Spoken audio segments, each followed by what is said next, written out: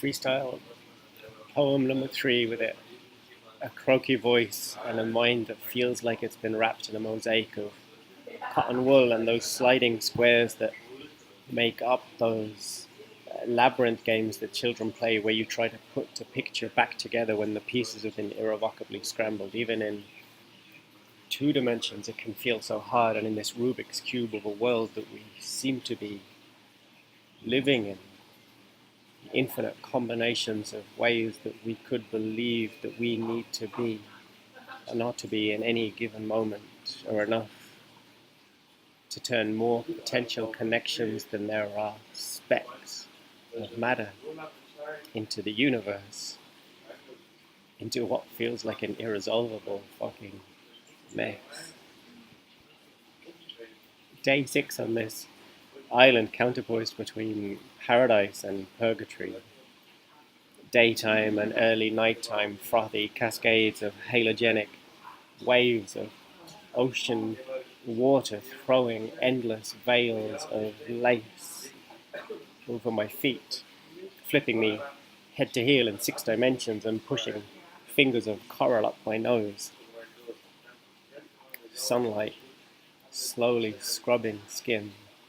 eating daily juice and flesh of coconuts, remaking my body into something that feels a little bit more like home. Noticing every time I come to a place where there is enough love and enough sense of openness, it pulls up all the tangled, uncapped, unsealed electric wires of my patterns of pain around not belonging, not fitting in. It's like every time life offers what I want the most, the part of me that tells me that I'm not allowed to have that will kick up the loudest fuss. And a man fresh off the boat yesterday spoke about how the waves in our DNA can fulfill desires that our ancestors had that are still rising up in us, and the ache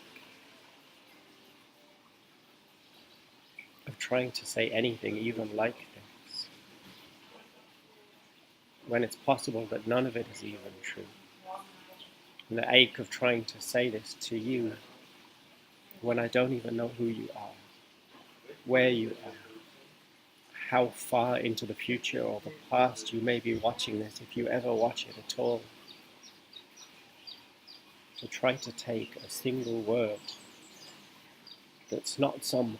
photo-framed idealization or demonization of this life turned into a fantasy to fuck myself with, but